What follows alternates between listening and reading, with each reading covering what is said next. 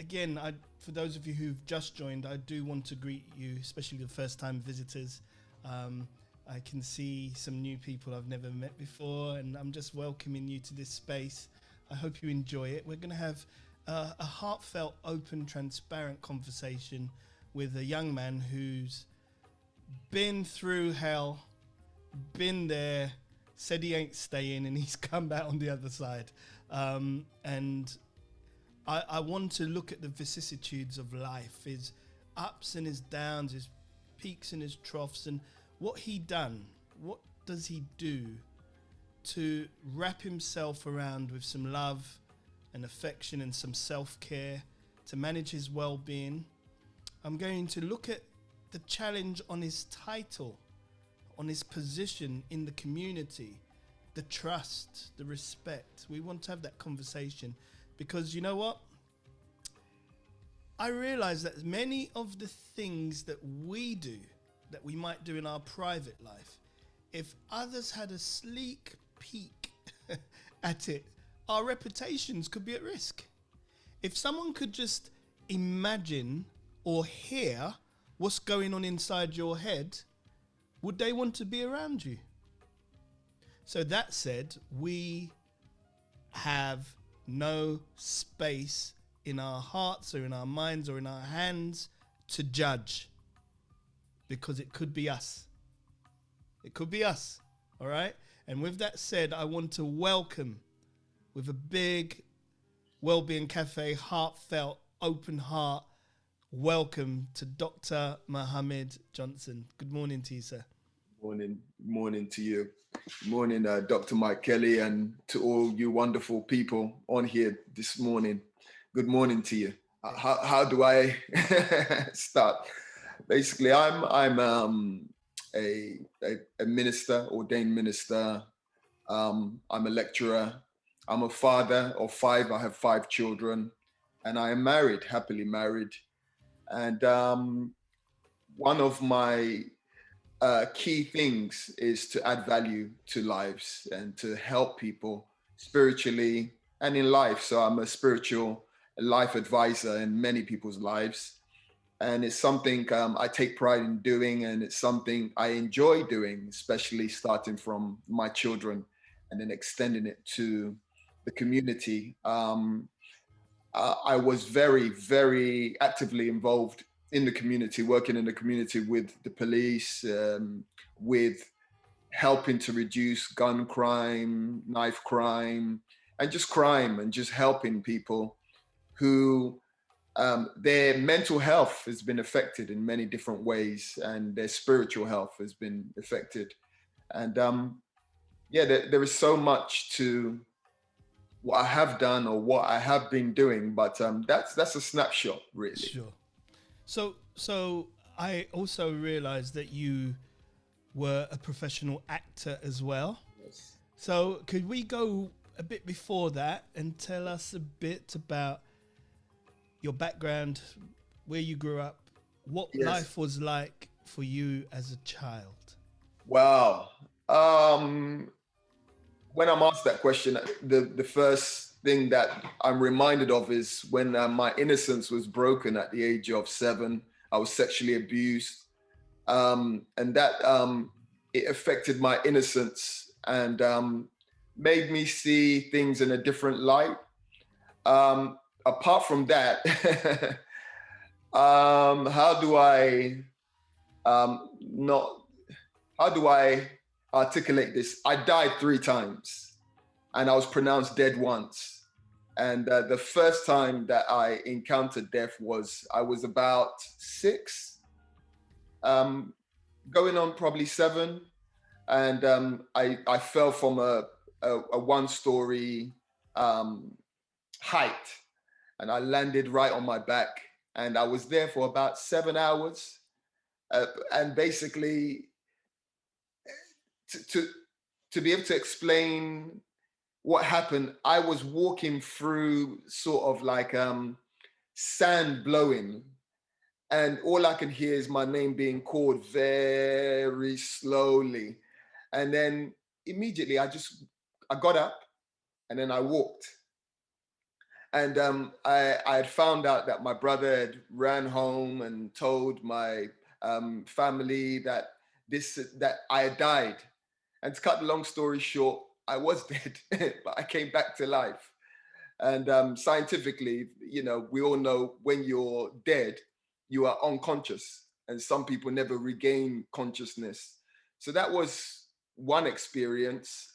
Because of time permitting, I'll go straight into my childhood. So I was born in London, South London, and London was very, very interesting. I had a very colorful life. Uh, Upbringing was very traditional, strict.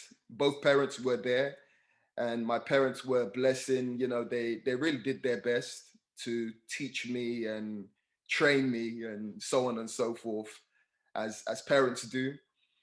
And one thing I think I always forget, but I remember when I'm asked this question, is I was very short until I was 18. I was short. So I always felt like I had to prove something. And the other thing was I was the firstborn son. So a lot was placed on me. A lot of demands were placed on me, and expectations from my father, because in our culture, I grew up as a Muslim, and as a son, it's a very big thing, to be a positive example and to lead by example and to set a good example. And I later found out in later years that I was very creative. I was a creative person, and it came out the wrong way in school. A lot of times I ended up being the class clown and getting in trouble, and then I ended up being popular in the worst ways. So I would go shoplifting. I would steal, when Snickers used to be called Marathon, I used to steal Marathon bars.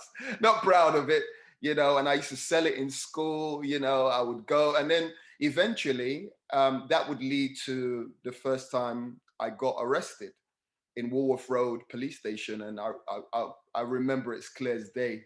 I stole this Super Mario thing from Elephant Castle, and my head teacher was called, and my head teacher called my parents, and my parents were very upset because obviously they didn't raise me that way. But I was always looking for some sort of validation, and it's like I was on a journey of discovering this thing called purpose, but I went about it the wrong way, like many of us do. Eventually, I realized in school that I loved to play the drums. I discovered the playing my favorite instrument, the drums, in secondary school. Then I discovered I liked acting, and I said I want to be in EastEnders.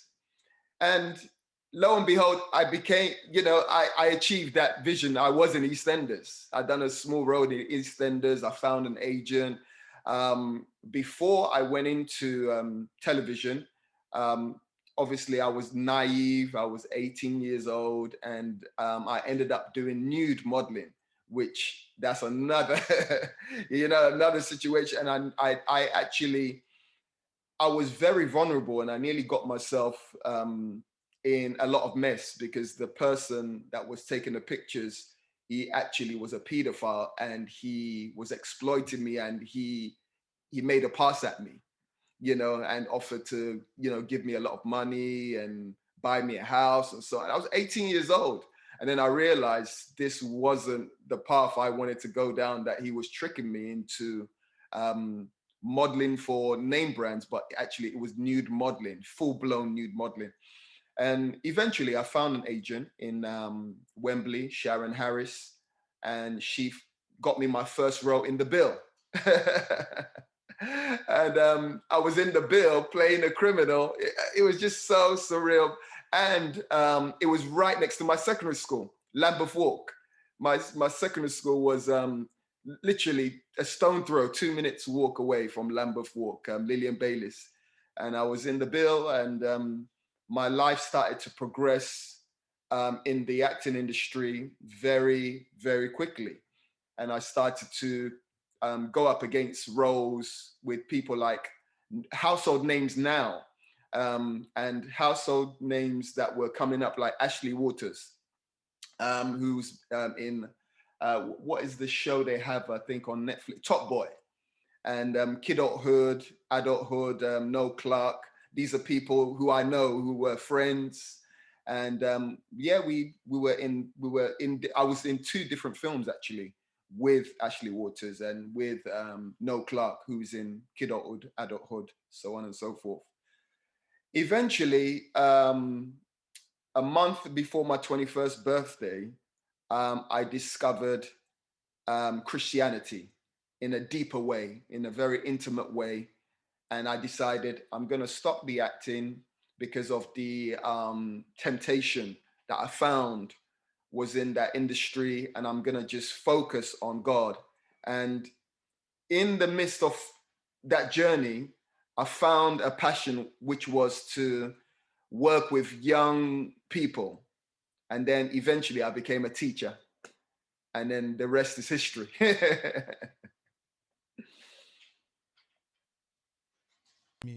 Yes, thank you, Doctor. It's colourful. So how did you start to form your life? You made some choices, you became a teacher.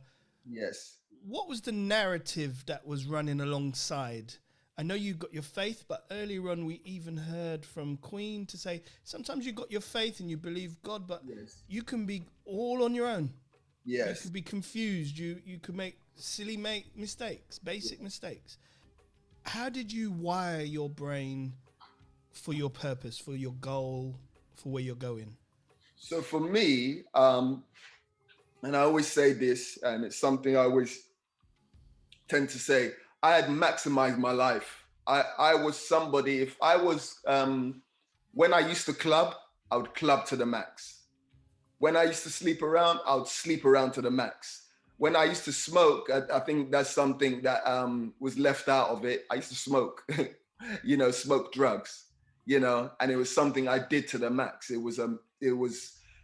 But I had got to a point where it was like I hit a brick wall. All these things I was doing, it was filling a void but it was not filling a void. You understand? The smoking, the making money in the wrong way, and so on and so forth, and the pursuing the fame and entertainment.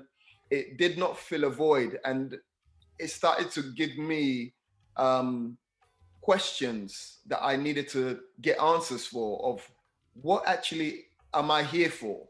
And then I realized, oh, it's to add value. And then when I started to understand, it was to add value to people and to live a life of purpose. I always say this statement, we've all been created on purpose, for a purpose. And when I discovered that, it was an epiphany. It was like, oh, I'm here to add value to people, and to live a purpose-driven life. So what I started to do was, the first thing was, I'm going to stop smoking. I'm going to stop the bad habits. And then when I started to make a list and then stop the bad habits and habits that were not good for me or were going to take me anywhere, that's where I started to progress and started to take ownership of my life and of my destiny, and walking in a way where my mind and my mental health was healthy, and was in a place where I could now see clearly, whereas it was blurred before. Thank you, Doc. So, Doctor, you said you're a father of 5 kids. 5 children. Boys, girls? 2 boys, 3 girls. So, perfect. How do you put that ring fence of protection around them, the boundaries, the comfort, the love, knowing that you experienced your innocence taken away at the age of 7? How do you protect them without being overprotective? How do you, as a father, ensure there's safety in your home? It's a good question, and it's something that I often think about a lot, and it's always in the back of my mind, as you could imagine, you know. And the thing is, I am not God, and I can never be God to them, but I can be a father to them. And what I always do is I always do my best to protect them and to ensure that any environment that they're in is a positive and a safe environment. Um, that can sound all well and good, because the thing is, we can't be we can't be everywhere. We can't be, we don't know what goes on at school all the time. We don't know what goes on when they're at certain places, but I just do my best. And my honest answer to you, without waffling on, is I trust God. I just have to trust God, and I pray for them. And that is my modus operandi. I pray for my children, and I just trust God that God will protect my children. And that's what I do. Okay, thank you, Doc. I've got a few more questions, a few more, just to sequentially build up. From a human perspective, just being a man, of course, I can see you're a man in your 20s, yeah, right now, but a young man. I wish. Right, a young man. Have you got over some of those issues from your childhood? Such as? Abuse. Or does it ever go away, or do you just manage it? How are you doing? Sorry, ask the question again. Have you, as a man today, yes, reflecting back, have you got over those issues of your childhood? Or are you just avoiding? Are you confronting? Are you managing? How are you doing? Good question. And I understand the question now. I would say that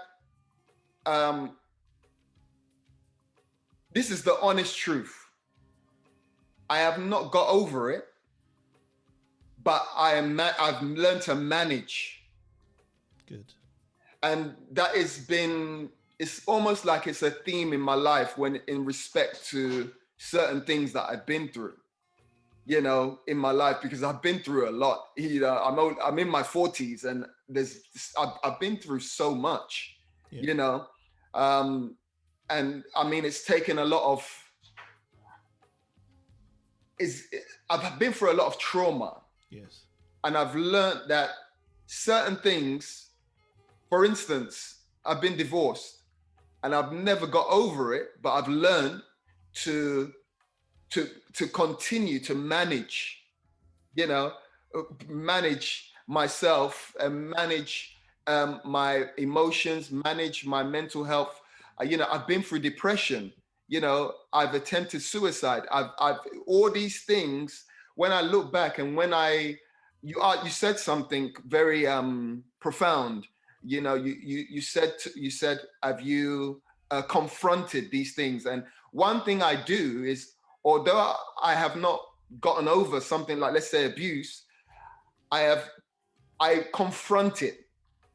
Do you understand? I confront it on a regular basis, and that would be through my book, through, as we're talking. It's so therapeutic talking, and I really I'm really thankful and grateful for something like this, the Wellbeing Cafe. What you're doing is amazing. The Institute of Wellbeing, and your team is a wonderful thing, because well-being is so important. So in short, no, I haven't gotten over it, but I've learned to confront it and continue to manage and grow through it. I always say to people, don't go through things, grow through things. Yes. And that's my MO. Yes, thank you, Doc. And last week we had Fiona on the cafe, and she talked to us about facing up, accepting the situation. Yeah. And then keyword, accepting. Yeah, and then putting stuff in place to manage. Yes. Because it actually doesn't go away. No. It's just the power of it can diminish. Sometimes a memory can trigger something. Yes. But more importantly, is how we manage. And we could get into that a bit more. I just want to go a bit further into your journey, because you've been quite open, and I've seen some of the comments that said, thank you for being so transparent. This is real conversation. Yeah. This is what's happening. Many people have been through similar things and never talked about it. Yeah. And so they can't help themselves, and they can't help anyone else. And I can understand why some people don't talk, especially if the trauma is deep. So again, it's no judgment. It's just open, honest conversation. Yeah. So, Doctor, I know you ran a university, you've been a lecturer, you've been a school teacher, and it all sort of like was going splendidly, and then something went wrong about 3 years ago. Can you talk to us about that? Yes, I can. Everything was going very, very well, so to speak, in my life in 2018. In 28, actually, let's backtrack a little bit more. Everything was going extremely well on surface up until 2016. Certain things, just like the abuse, you never forget.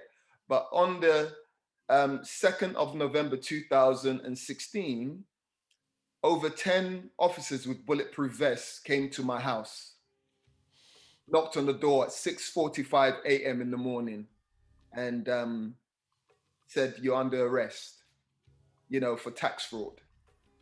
And that was the beginning of, my whole world sort of crumbling, because everything was going well. I was doing a lot of things in the community.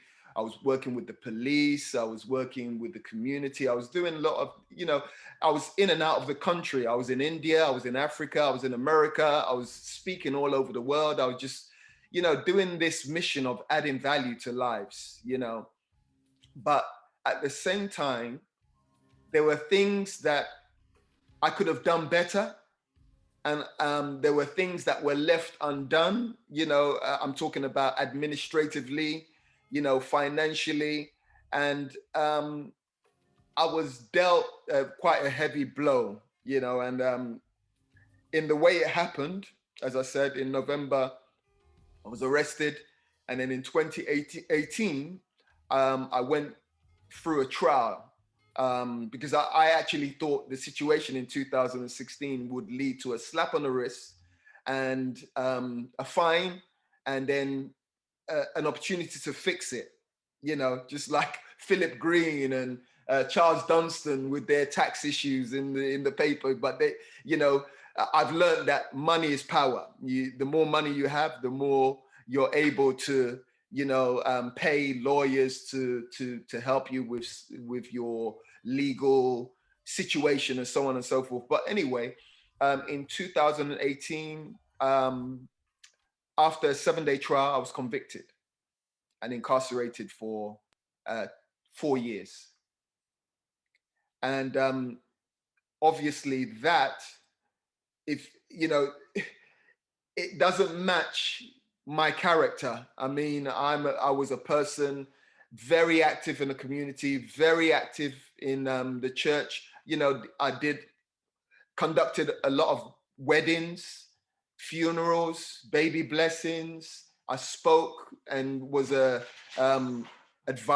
spiritual advisor and a coach to many people, and some people high profile. And then this situation happens. It was very painful.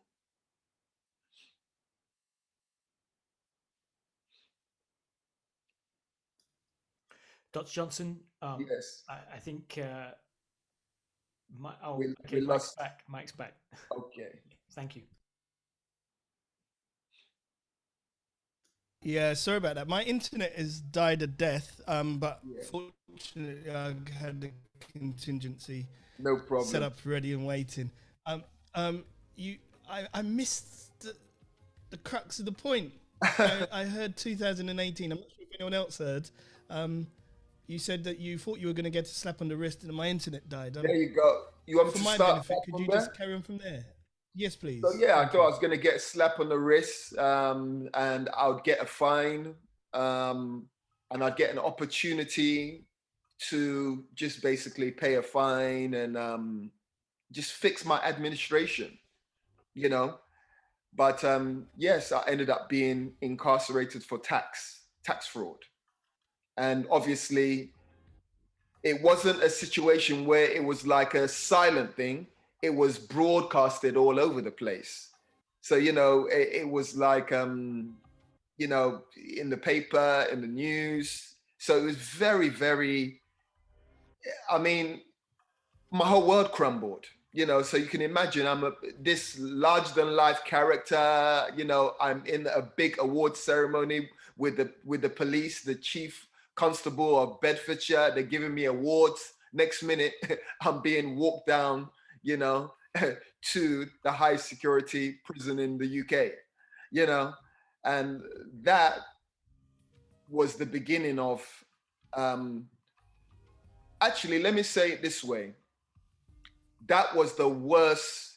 Everything I can say to all of you today, especially yourself, it was the worst, the lowest, and it was the lowest point in my life. And it was the most, what word would I use? It was just the most lowest point in my life, you know. How did you cope? First of all, I was thinking of ways probably for the first 6 months to a year of how to commit suicide. That was how I was thinking, because number one, I'm this larger than life person, adding value to lives. I'm doing this. I've got a reputation that's been tarnished just overnight. And then not just that, I'm an older brother. I'm a firstborn. You know, I'm a father of 5 children. You know, I have a wife. I have mortgage. You know, I have bills to pay. I've got responsibilities. I've got a ministry. I've got a church. I've got a university to run. You know, so I felt like such a failure that I couldn't see any light. Like you said, putting faith to the side, praying to the side, Christianity to the side. I just couldn't see. I was in this hole, which I felt so hard done by. I felt like, how am I in this situation when I've given so much? I've served so much. You know, my mantra was always the secret to living is giving. You know, I've given so, and I'm still a giver. But how can I end up in this situation? And number one, I'll say, maybe you are going to ask another question, but I'll say this, and I hope it's not too premature, me saying this. The reality is I broke the law. So whichever way I can, you know, whichever way we look at it, I still broke the law. You know, did I break the law on purpose? No. Was I intentional on breaking the law and living this what's it called?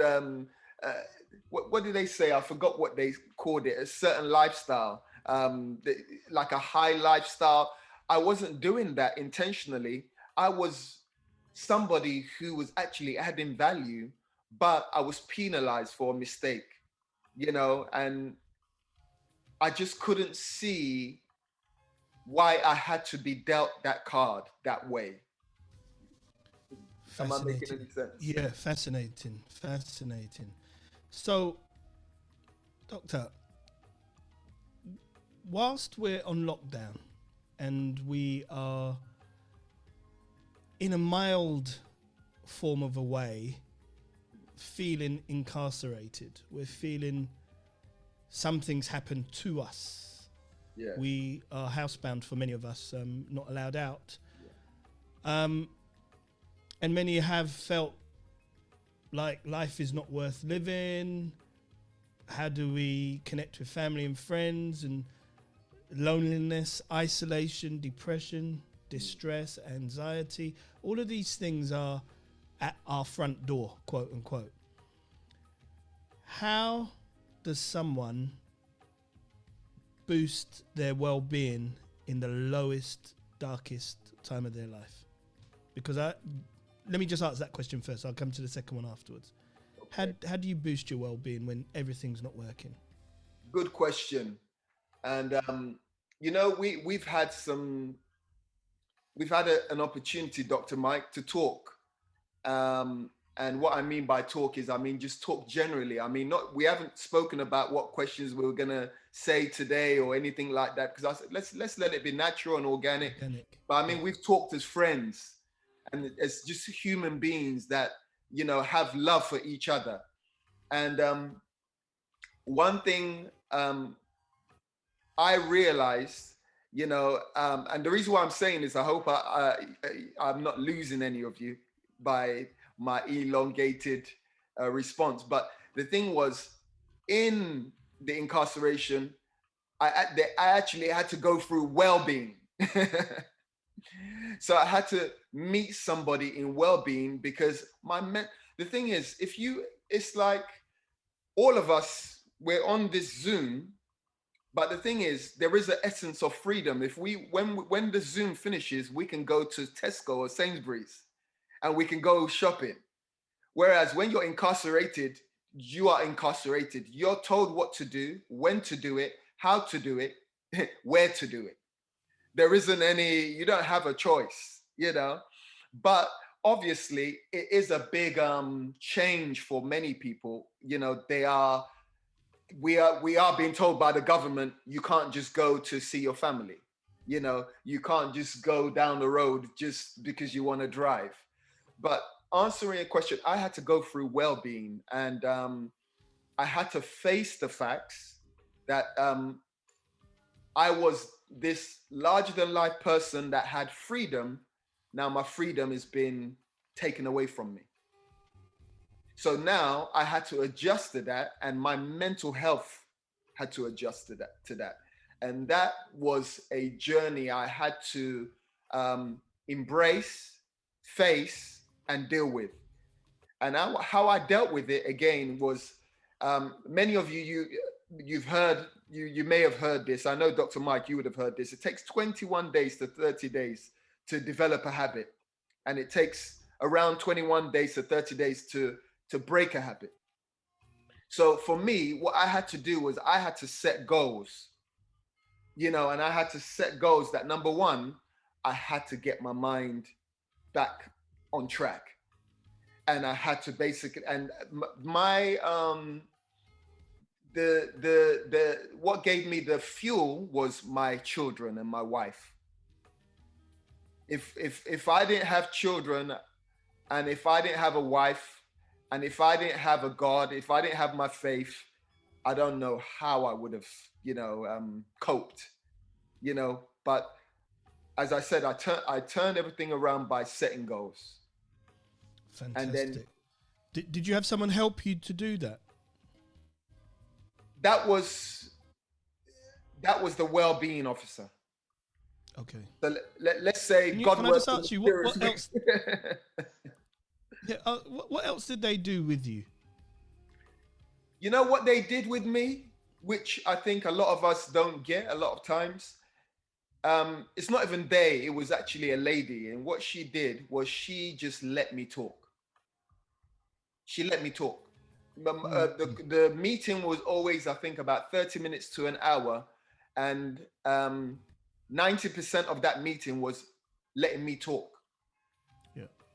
Then when she let me talk, 10% of that meeting was she gave me solutions, and a lot of the solutions were things that she knew I could do, or things that she said, focus on when you used to do this, when you was doing this in the community, when you were doing this for your children, when you were doing this for your family.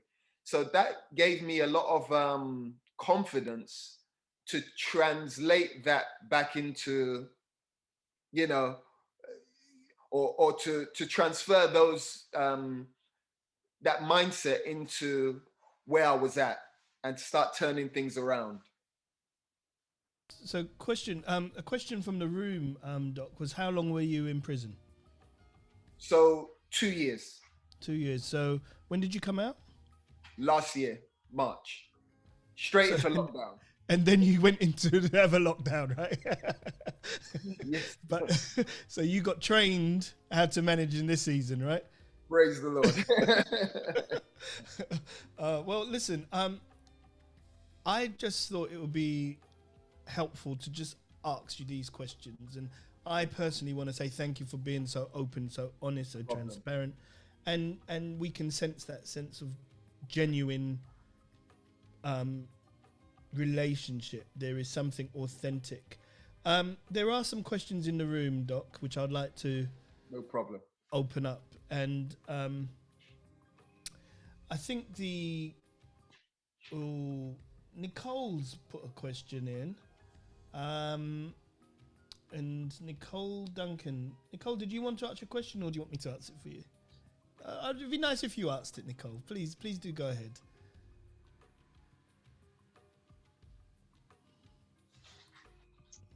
Hello. Hi, everyone. My question was, during the time of the abuse, were you, did you have the courage to open up to your parents or any other person that you might have been able to place some confidence in? And the next part of the question was,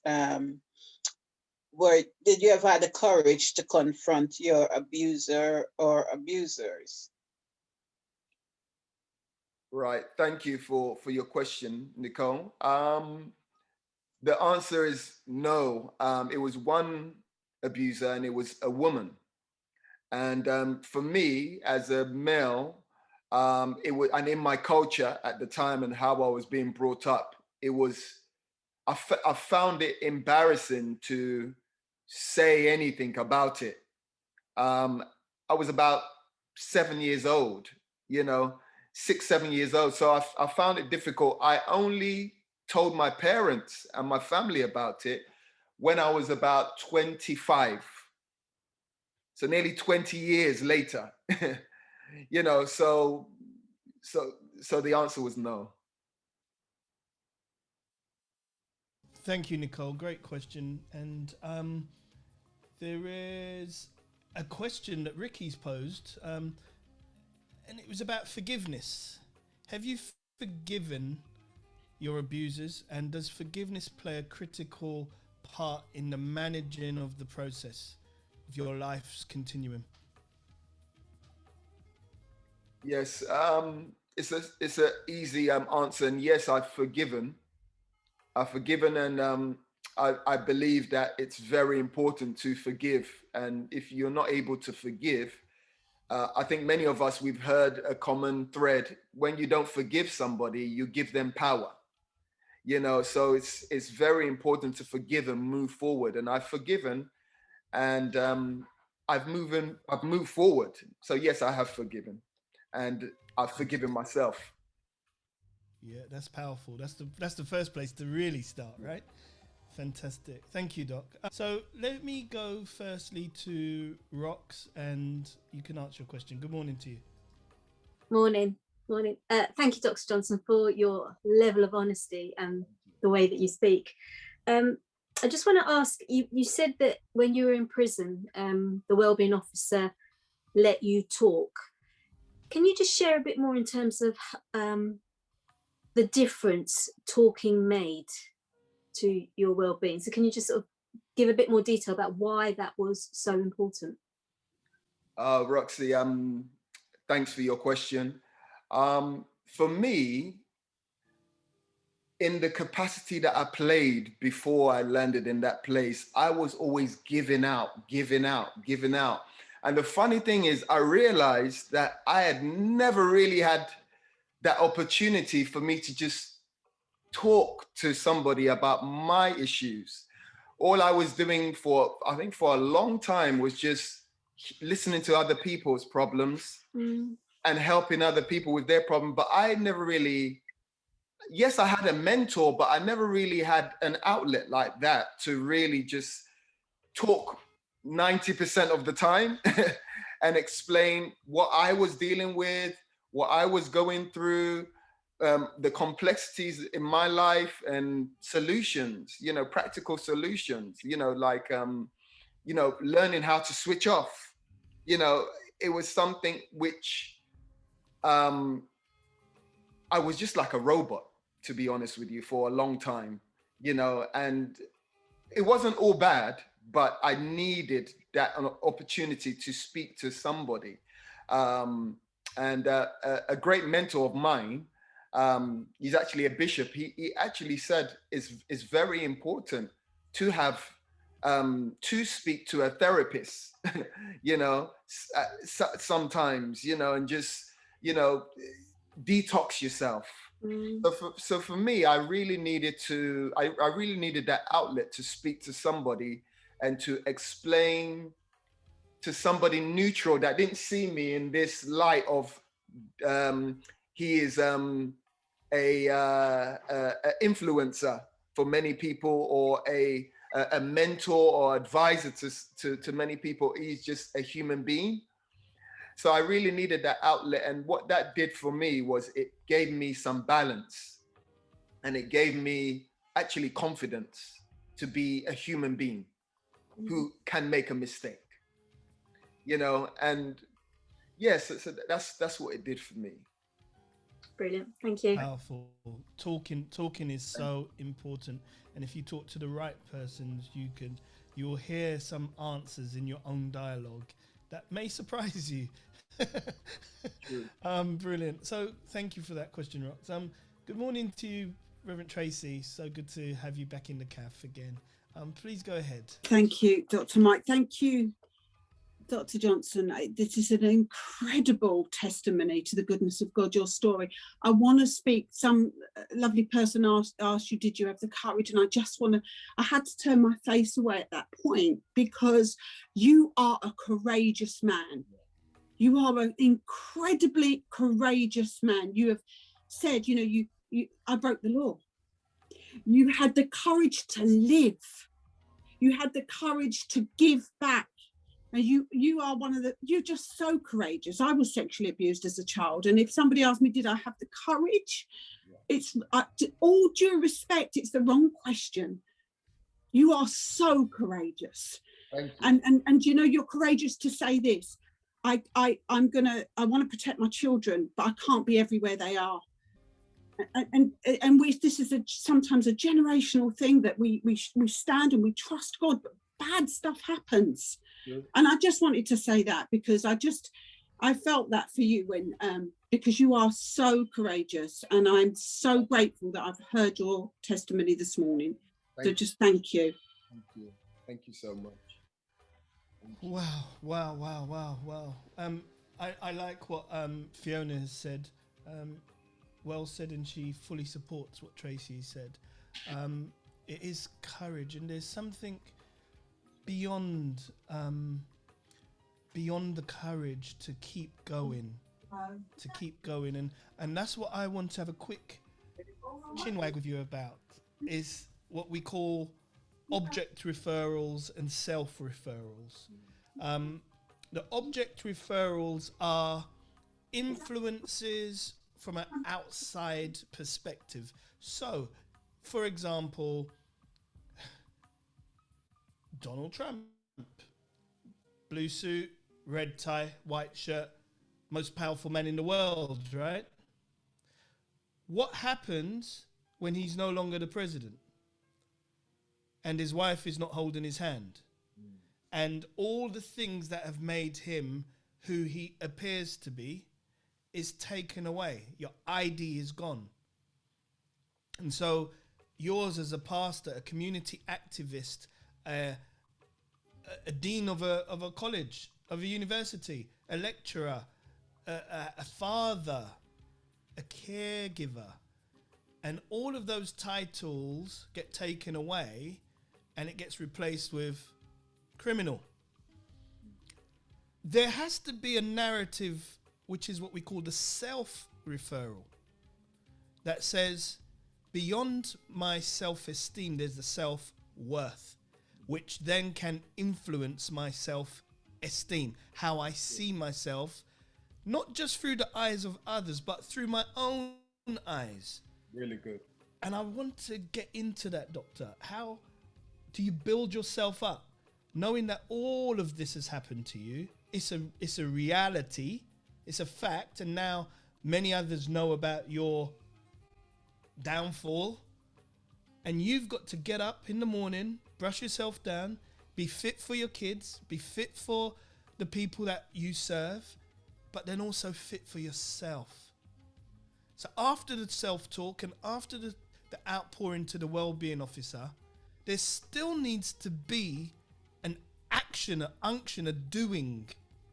All the faith in the world without works means nothing. How do you get up in the morning, keep motivated, keep going? How do you do it? Because whatever you do needs to be bottled up and poured on us, because we need it too. How do you do it? It's motivation. Having a motivation. There's several quotes that I'll throw out there, which have kept me, which I've known these quotes. I mean, I've gone out of my way to find these quotes in my journey of being able to help other people. And years ago, I came across these quotes. Now, one of the quotes is, "It seems impossible until it's done." That's from Nelson Mandela. And Nelson Mandela spent a long time in prison, you know, and it was so unjust for him to be in that place. But yet he had this power, and his mind was so focused on still, he had a motivation.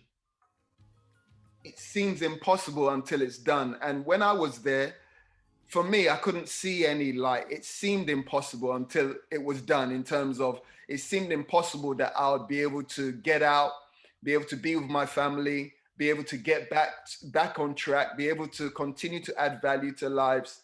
But at the end of the day, I've always had this statement or this phrase that just, it popped into, I've never heard it from anyone, but it's popped into my mind over 10 years ago. Nothing has power unless you give it power. So, for instance, there is nothing that has power in your life unless you give it power. For instance, I'm not gonna see power in being able to change my circumstance unless I give it power by, number one, writing the goal down, or speaking to somebody that this is what I'm going to do. The other quote is by Jim Rohn, and Jim Rohn says, "If you really want to do something, you'll find a way. If you don't find a way, you find an excuse." So I had to come to terms with, am I going to find a way to be able to get myself together, or am I going to continue to find excuses? So what I started to do is I started to look at what am I going to do? You know, what am I going to do in the current position I'm in? And this is what I think a lot of us, we have to ask ourselves when we are in a bad place, an okay place, a challenging place, a place of where we may have been abused or been hurt. What are we going to do with the time we have left? What are we going to do to change our circumstance? Because the thing is, I can't make nobody can make me do anything apart from myself. Until I make the conscious decision that I will love, I will forgive, I will move on, nothing will change. So I had to, Dr. Mike, I had to stop any limiting belief and stop any excuses and say, right, what am I going to do to be able to add value? What am I going to do to help people? And what has kept me, really and truly, what has really kept me going is just serving people. regardless of my circumstance or situation. So when I was actually incarcerated, I became a I was the best, and I don't want to say it in a braggadocious way, but I was the best cleaner. I made sure I cleaned to the best of my ability, that it made other people admire what I was doing. And I would help people to do the same thing so that they could get a good report that would help them. I would help people in education. I was shocked to find out there was at least 60 to 70% of men that I encountered in their 40s, in their 50s, in their 30s, who could not read.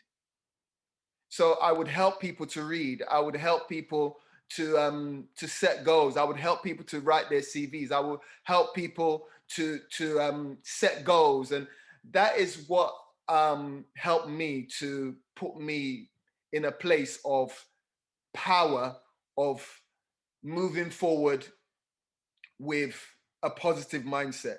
Just not focusing on myself, helping other people. And then that in turn, it's like the universe helps you. It's like when you help people, it's like, you know, it's this sowing and reaping is such a real thing. You just get this overwhelmed. It's amazing.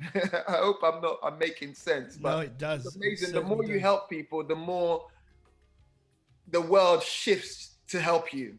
And people just start cropping up from all over the place. Because what happened, and I need to say this, if you permit me, is when I was incarcerated, I was in a position where I was going to get an extra time because there's something called a confiscation hearing.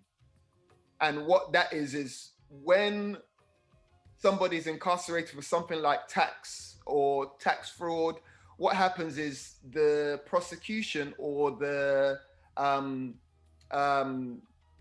jury think that you have more money hidden away, or, you know, because they think you've lived this lavish lifestyle, which it was proven in the end, they realized that I didn't live this lavish lifestyle. It was probably a mistake. As I said, it was a mistake, you know. To cut the long story short, so I was given a confiscation order of thousands of pounds that I had to pay. And if I did not find these thousands of pounds, I would not have been out last year, March. So what happened was, I mean, God works in mysterious ways. I mean, people that I would not have thought would have supported me. And what I'm trying to say is there's many people that we call friends, but when we really call upon them, they're not really your friends. And what I discovered, you know, was a lot of the people that I thought would support and would help were not there. But the least likely people were there to help me. My parents were such a phenomenal help. My wife, and I had a close friend that was such a blessing. But I mean, at the last hour when I really needed help, because I believe that I really went out of my way to serve people, help people, and genuinely, I didn't do, I think the key is when you're helping people and serving people, don't do it with the attitude of I'm doing it to get something, but do it with the attitude of a pure place of I'm doing it because I just want to just help somebody.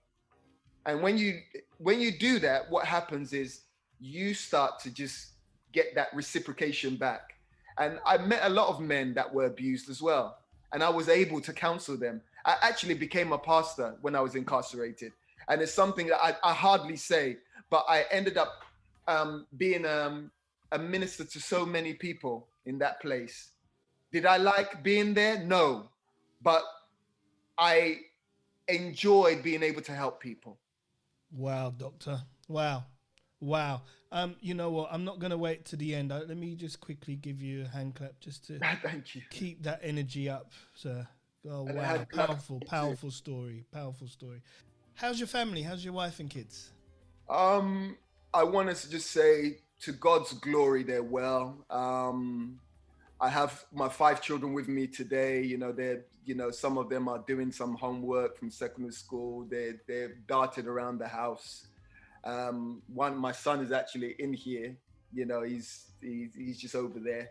And yeah, my family are well.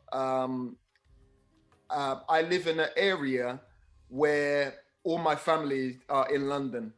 But I just want to just quickly say, just before I forget, Johnson Tamara, he's a local minister and councillor and tailor, business owner in the area of Dunstable. And he was very, very supportive, you know, in my family. And I just want to say thank you to him, because he lives not far from me, and he's been supporting my wife and children, and supported practically and financially. I just want to say thank you to him, Johnson Tamara, and his wife. Well done. So your family's doing well. They're doing well from a mental health perspective, and relationally, that's fine. Yeah. It's helped me being back, you know, Brilliant. because obviously Yeah, sure. it affected their education. Because, you know, when we go through things like this, people sometimes they look at the person, but they don't look at the bigger picture. You know, my children, some of them were bullied in school because, you know, I was on the news, I was in the paper, you know, so that took a lot, you know, especially as a man. We have this thing in us that we want to protect our family, and I couldn't do it. I couldn't protect, I couldn't support, I couldn't provide. And that was a big thing, you know, but glory be to God. My family are well, we're well, and we're working things out step by step. Brilliant. So the question, I've got two more, one question and a half question, which could be conjoined. But the next question is, what does the next year look like for you? What's the plan? What are you going to do to recreate yourself so that all of the lessons learned can be applied, and there's some well-being strategies? What's it look like for you? Next year is very crystal clear for me. It wasn't before, by the way, but you know, I've had to go through a number of processes. But next year for me will be reinventing myself, and it will be. I'm a person, I love to serve people, I love to add value to people, and I will do that until I die. And I mean, next year I'm going to step that up, you know. So I have invitations already in Europe, in Africa already, to go and speak to leaders and to encourage, you know, leaders and people who are not leaders, you know, who are just men or who are just women. Everybody needs encouragement. So I will share my story of what mistakes not to make, and, you know, how to balance life more, how to be better at managing, whether it's ministry, whether it's businesses, whether it's taxes, whether it's finances, whether it's affairs, whether it's relationships. I will seek to share my experience and knowledge with people the more next year. Doctor, that's fascinating. And I suppose the final question for me, in a nutshell, let me do it on a scale of 0 to 100. Where would you rank your mental health right now? And what could we do to improve it collectively for you? Okay. I would say maybe 60-70%. That's very good. Yeah. In these times, that's high. Yeah. And then with all what you've been through, that's very high. So I have to let me cheat and give you some celebratory props and just let you know that you're on the pathway for success, and you've done. It's been horrifically difficult and traumatic. Thank you. So our encouragement is to surround yourself with the people that care as well. Yeah. And, you know, you have to be careful of who you pour into, and just know that the heightened intelligence is what I think you're going to have as well. Just be encouraged, my brother. You've really helped us today. Such an open, transparent, non-judgmental conversation, stuff you didn't need to tell us, but you were willing to share. And we do salute you. We really rate you, and Thank we you do for having respect me. you. And you know, we're connected. We're going to have more conversations. Thank you for having me. If you need any support, then anyone I know, you then know. And if you want to come back in the cafe at any time, you are more than welcome. You've touched our lives today. Thank you. You really, really have. And I'm not making light of our lockdown, because it's tough for many of us. But if you've gone through that, this lockdown out here is easy for you, right? So keep encouraging us. We need to hear your words of life, your words of support, your strategies, especially now that you're carving out and reinventing the new you. Any methodologies that you think you can share with the CAF, please do come and share it, because we will listen to you. You've gone through a very dark space, and you've seen the light. You've come through, and we commend you as a father, as a friend, as a husband, as a leader in the community. We do hold you up today, and I want to say thank you for coming into the CAF and being an absolute benefit to us. So, ladies and gentlemen, if you agree with me, can we please just let him feel, Dr. Johnson, Dr. Mohammed Johnson, feel loved and welcomed. Thank you. And let him feel that sense of it will be okay from us. Thank you. The comments have been overwhelming. Some saying they're praying for you. They want to follow you. They want to connect with you. You've been epic. You've touched our lives today. And I say thank you. Thank you, Dr. Mike Kelly. You've been a blessing. Thank you for having me on this wonderful platform. And, you know, you and your team, the work you're doing, it's a wonderful work. And I just pray that it just continues to grow and add more value, you know, to as much people as possible. Thank you so much for having me. And thank you so much for being there. Thank you. Right. Thank you to everyone. Think well, live well, be well, be kind to yourself. Then you can be kind to someone else. All right. Have a great day. Bye-bye now. God bless you. Thank you.